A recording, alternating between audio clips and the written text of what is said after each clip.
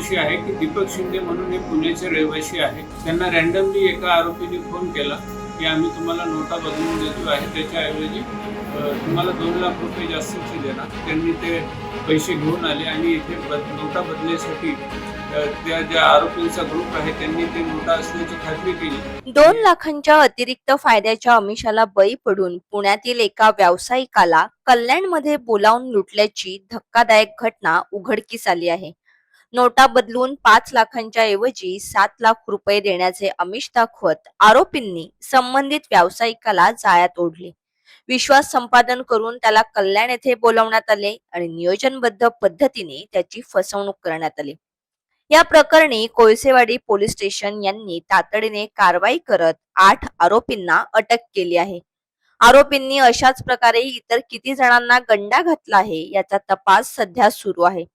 पोलिसांनी आरोपींकडून महत्त्वाची माहिती आणि काही पुरावे जप्त केले असल्याचे समजते.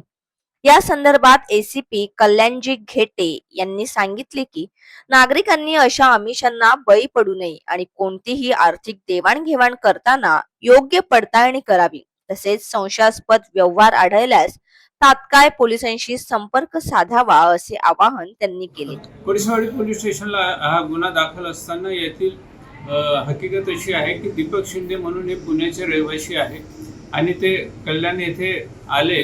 त्यांना रँडमली एका आरोपीने फोन केला की आम्ही तुम्हाला नोटा बदलून देतो आहे, त्याच्याऐवजी तुम्हाला 2 लाख रुपये जास्तचे देणार.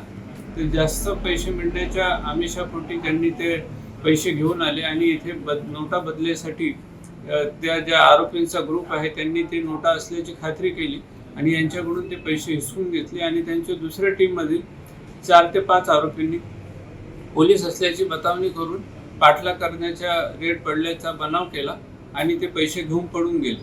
पोलिसांकडे जेव्हा फिर्यादीने माहिती दिली तर पोलिसांनी पुणे हायवेवरनं ह्या 5 आरोपितांना ताबडतोब ताब्यात घेतले त्यांच्याकडून आणि त्यांचे इतर साथीदार असे एकूण 9 आरोपितांना ताब्यात घेऊन त्यांच्या 2 गाड्या जप्त करण्यात आलेल्या आहे. 9 आरोपितांना अटक केलेली आहे आणि 2,36,000 रुपयाचा मुद्देमाल, मोबाईल असे सर्व ऐवज जप्त करण्यात आलेले आहे.